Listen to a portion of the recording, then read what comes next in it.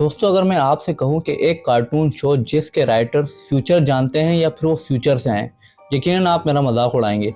लेकिन एक बात जान लें, मैं मजाक नहीं कर रहा, मैं बिल्कुल सच कह रहा हूँ। जी हाँ, एक ऐसी कार्टून सीरीज जिसमें दिखाए गए कुछ सीन आगे जाके कुछ सालों बाद रियल लाइफ में देखने को मिलते हैं। और अब इसके साथ साथ इस कार्टून ने कुछ नई प्रेडिक्शंस की हैं 2024 के लिए।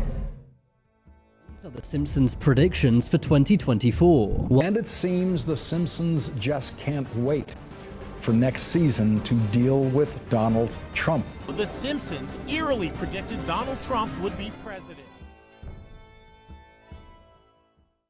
दोस्तों, आपको सिम्पसन्स कार्टून की प्रेडिक्शंस पे YouTube पे ढेरों वीडियो देखने को मिलेंगी, लेकिन इस वीडियो के पीछे मुझे 5 दिन लग गए रिसर्च करने में।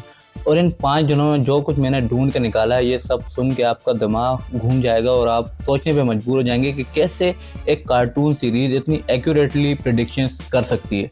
कैसे ये कार्टून लोगों की ज़िंदगियों से खेल रही है। ज़िंदगियों से खेलने का वर्ड किसी वजह से यूज़ कर रहा हूँ, ये आपको वीडियो में आगे जाके पता जाएगा। दोस्तों, 19 मार्च 1995 में एक सिम्पसन्स का एपिसोड रिलीज होता है जिसका टाइटल होता है लिसा वीडिंग। अब इस एपिसोड में लिसा के फ्यूचर हस्बैंड को दिखाया जाता है कि जो कि अपनी स्मार्ट वॉच पर किसी से बातें कर रहा है। अब इस एपिसोड के ठीक 20 साल बाद 2015 में एप्पल अपनी फर्स्ट स्मार्ट वॉच लॉन्च करता है। Oh boy, it's the Apple Watch. चलो मान लेते हैं कि ये एक कोइंसिडेंस था और एप्पल वालों ने सिम्पसन्स के इस एपिसोड से इंस्पायर होकर स्मार्ट वॉच बना ली। फिर 20 मई 2012 में सिम्पसन के एक एपिसोड में लेडी गागा को केबल चेन के थ्रू एक कॉन्सर्ट में हवा में फ्लाई करता हुआ दिखाया गया। अब ठीक 5 साल बाद लेडी गागा अपनी रियल लाइफ में एक कॉन्सर्ट करती हैं जिसमें सेम एंट्री होती है जो शो में दिखाई गई। प्रेडिक्शंस कैसे? चलें इसको एक और कोइंसिडेंस मान लेते हैं और मान लेते हैं कि लेडी गागा जो है सिम्पसन्स के इस एपिसोड से इंस्पायर हो गई होंगी और उन्होंने अपनी रियल लाइफ कॉन्सर्ट में ऐसी एंट्री की। लेकिन एक मिनट, जब वर्ल्ड ट्रेड सेंटर पर हमला हुआ जिसको आप 9/11 के नाम से जानते हैं, उसके बारे में भी सिम्पसन ने तो पहले ही हिंट दे दिया था।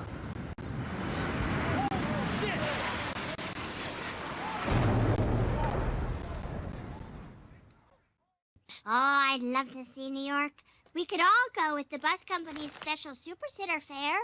$9? This one's on me. अब यहाँ बात जो है इंस्पिरेशन या कोइंसिडेंस की नहीं है। अब बात ये हो रही है कि कैसे इतना एक्यूरेटली प्रेडिक्ट कर सकता है कोई कार्टून शो। कैसे 2002 में इस कार्टून में डोनाल्ड ट्रंप को प्रेसिडेंट बनते हुए दिखाया गया और ठीक 15 साल बाद 2017 में डोनाल्ड ट्रंप सदर बन भी गए। दोस्तों, आपने और भी बहुत सारी प्रेडिक्शंस यूट्यूब में वीडियोस में देखी होंगी, लेकिन अब जिन प्रेडिक्शंस के बारे में मैं बात करने जा रहा हूँ वो प्रेडिक्शंस सिम्पसन ने 2024 के लिए की हैं। वो सुनकर आप हैरान हो जाएंगे। सबसे पहले इस सीन में देखें कैसे होमर सिम्पसन के पीछे एक बोर्ड लगाया गया और उस बोर्ड के ऊपर लिखा हुआ है डोनाल्ड ट्रंप 2024। अब इसका क्या मतलब हुआ? अगर 2 साल पीछे जाएं तो डोनाल्ड ट्रंप ने एक अनाउंसमेंट की थी जिसमें उसने बताया था कि वो 2024 में अपनी दोबारा कैंपेन स्टार्ट करेंगे प्रेसिडेंट बनने के लिए, जबकि सिम्पसन ने ये चीज़ पहले ही बता दी थी। मैंने वीडियो के स्टार्ट में क्यों कहा था कि इसके राइटर्स फ्यूचर्स हैं, यकीनन आप जान गए होंगे। सिम्पसन ने जो दूसरी प्रेडिक्शन बताई है वो ये है कि एक ब्लैकआउट होगा, no electricity, no internet, no signal. और फिर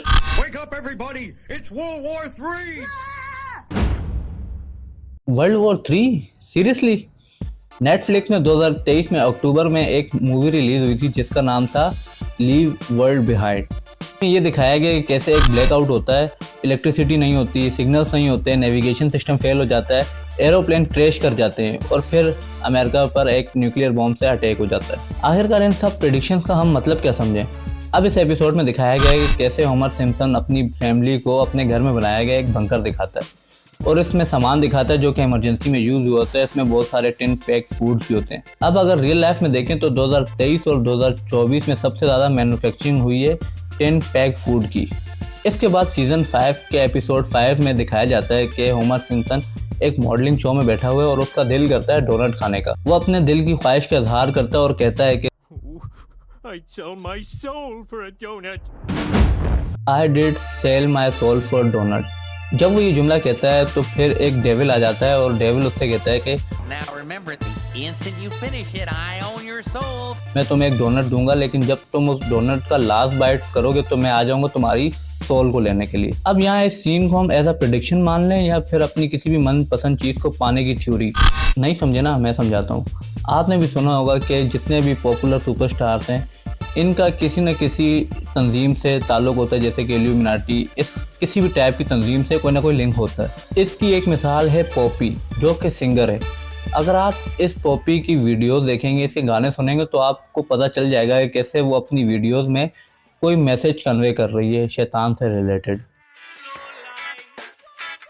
आप लोग सिम्पसन्स को जस्ट एक एनिमेशन शो के तौर पर देखते हैं, लेकिन मैं इस शो को किसी और नज़र से देखता हूँ। आपको भी पता चल जाएगा कि मैं क्यों सिम्पसन्स को लेकर इतना सेंसिटिव हूँ।